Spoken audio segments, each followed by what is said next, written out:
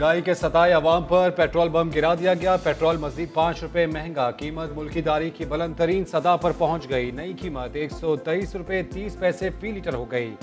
High speed diesel 5 रुपए 1 पैसा और लाइट डीजल 5 रुपए 92 पैसे महंगा हो गया। मिट्टी के तेल की कीमत में 5 रुपए 46 पैसे फी लीटर इजाफा।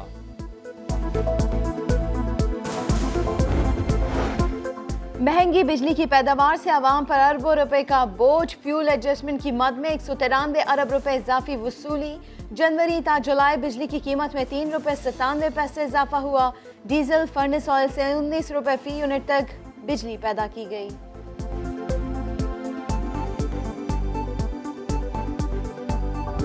तमाम जो काम है, जो वर्किंग है, वो सेंट्रल प्रोक्योरमेंट कमेटी ने की है, जिन्होंने माहिरीन को बिठाया है, जिन्होंने विजिट्स किए हैं, जिन्होंने मार्केट से रेट लिए हैं, जिन्होंने क्वालिटीज चेक की हैं, सब उन्होंने किए। इसमें कोई मैंने नहीं कहा कि इस तरह की ले लो, उस तरह की ले लो, ये मतलब कोई किसी किस्म की मदाखलत नहीं है। 29,000 रुपए की डेस्क का स्कैंडल। साबिक वजीर तालीम सईद गनी अपनी सफाई देने के बजाय वजीर आला सिंध को घसीट लाए। बाद में प्रोक्योरमेंट कमेटी को जिम्मेदार करार दे दिया। अफसरान की तादाद के बारे में भी सफेद झूठ बोला। तश्कील के नोटिफिकेशन के मुताबिक कमेटी में महकमा तालीम के 5 अफसरान शामिल। ट्रांसपेरेंसी इंटरनेशनल के खत का जिक्र किया तो सईद गनी ने जवाब के बजाय समा से नाराजगी का इजहार कर दिया।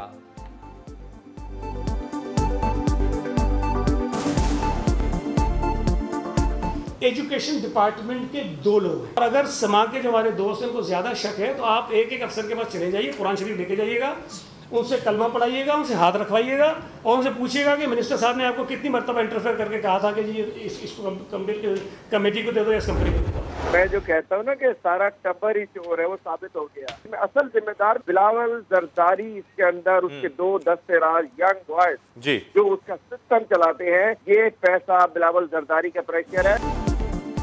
डेस्क स्कैंडल के ताने बाने बिलावल हाउस से मिलते हैं। चेयरमैन पीपल्स पार्टी के 2 साथी मामले में मुलविस हैं। सईद गनी वज़ीर आला पर जिम्मेदारी डालें या किसी और पर, ये लोग बचेंगे नहीं। हलीम आदिल शेख ने डेस्क मामले पर नैब को खत लिखने का ऐलान कर दिया। वज़ीर तालीम से इंसाद आशा कहते हैं मामले का सरेनौ जायजा लिया जाएगा। क्योंकि मुझे आए 1 महीना हुआ है तो मुझे इस पूरे प्रोसेस का इल्म नहीं था। अब मैं फ़कत इतना कहना चाहता हूँ कि ये पूरा प्रोसेस, ये डॉक्यूमेंट्स जो हैं वो सईद गनी साहब के सामने हैं, हम इसको बैठ के रिव्यू करेंगे। मेरा नाम मोहम्मद अरीफ शेख है, मैं हैदराबाद का बाशिंदा हूँ। अगर अफसोस का मकाम यह है कि मेरे शहर के साथ ज्यादती की जा रही है, मेरे शहर के लोगों को वो खुदला गंदा पानी पिलाया जा रहा है कि जो कि शायद जानवरों को भी ना पिलाया जाए। हैदराबाद के शहरी बोल उठे, अपने मसाइल खुलकर बताए। पेरिस बनाने का दावा करने वालों पर तंज। शहर को पीने का साफ पानी ना मिलने का शिकवा भी किया।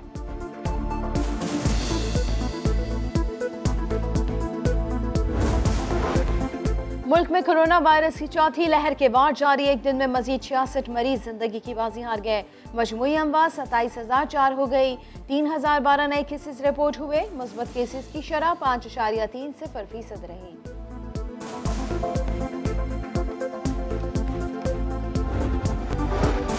अफगानिस्तान में उबरी काबीना की तश्कील पर झगड़ा। तालिबान क़यादत आपस में लड़ पड़ी। मुल्ला ब्रादर और मुल्ला खलील रहमान हक्कानी में तल्ख कलामी हुई। BBC का दावा, तालिबान हुकाम ने खबर मुस्तरद कर दी। मगरिब अफगानिस्तान आए लेकिन हथियार नहीं, पैसा लाए। गवर्नर हिलमंद मौलवी तालिब का दी गार्जियन को इंटरव्यू। कहा, मगरिब से हमारा आमना सामना मैदान जंग में हुआ है। हमारा दिल जीतना है तो हमारी हुकूमत तस्लीम करें।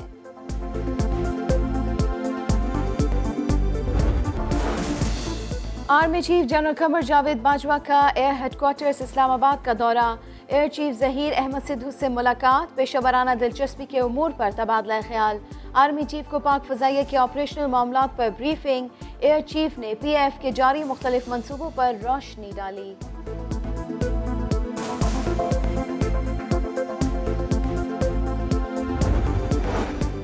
वज़ीर आज़म इमरान खान आज ताजिकिस्तान के दौरे पर रवाना होंगे। वज़ीर आज़म शंघाई ताउन तंजीम की सरबराह कॉन्फ्रेंस में शिरकत करेंगे। 2 रोज़ा दौरे के दौरान वज़ीर आज़म की ताजिक सदर से भी मुलाकात होगी। दोनों रहनुमाओं के दरमियान तिजारत के फ़रोग, सरमायाकारी और बिलखुसूस इलाकाई रवाबित के फ़रोग पर बात होगी। फवाद चौधरी साहब या किसी और इंफॉर्मेशन मिनिस्टर के पास ऐसा इख्तियार नहीं होना चाहिए कि वो किसी सहाफ़ी को सच बोलने से रोके। अगर इनके पास ये इख्तियार होगा तो जमहूरियत कमज़ोर होगी। आज़ादी सहाफ़त के बगैर जमहूरियत मुकम्मल नहीं हो सकती। फवाद चौधरी को आज़ादी सहाफ़त का अलमबरदार होना चाहिए। उन्हें या किसी वज़ीर इत्तलात के पास सहाफ़ी को सच से रोकने का इख्तियार नहीं। झूठी खबर रोकने का शफाफ और आज़ादाना निज़ाम होना चाहिए। वफाकी वज़ीर असद उमर की बातचीत, कहा जमहूरियत आजकल आखिरी कील पर लटक रही है। जमहूरियत का दिफा 111 ब्रिगेड, टैंक या जहाज नहीं कर सकते। NRO दोगे तो कानून साजी होगी, ये जमहूरियत नहीं। कानून शिकनी का फैसला अवाम नहीं अदालत करती है। जमहूरी निज़ाम में अदलिया भी जवाबदेह है। जो हमारे यहाँ कितना फ्री मीडिया है कि 5 दिन से एक फेक ऑर्डिनेंस के ऊपर प्राइम मिनिस्टर और इंफॉर्मेशन मिनिस्टर के खिलाफ रोजाना एडवर्टीजमेंट चल रही है और आप कुछ नहीं कर पा रहे। This is the kind of media freedom that we have. Fake ordinance पर वज़ीर आज़म और मेरे खिलाफ इश्तिहारात चल रहे हैं। क्वालिटी डेमोक्रेसी तब आएगी जब इदारों को कानून के ताबे करेंगे। वज़ीर इत्तलात फवाद चौधरी की बातचीत, कहा सियासी जमातें मुल्क में जमहूरियत की बातें करती हैं लेकिन खुद सियासी पार्टियों में जमहूरियत गवारा नहीं। क्या तसव्वुर भी किया जा सकता है कि कहीं पार्टी का चेयरमैन वसीयत के जरिए लगाया गया हो?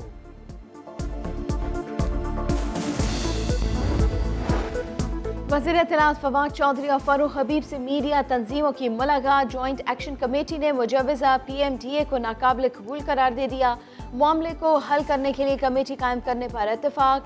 कमेटी फेक न्यूज़ बिलखुसूस सोशल मीडिया पर फेक न्यूज़ के मामले को हल करेगी। मीडिया वर्कर्स के हुकूक, मीडिया कवानीन को मज़ीद बेहतर करने का जायज़ा लेगी।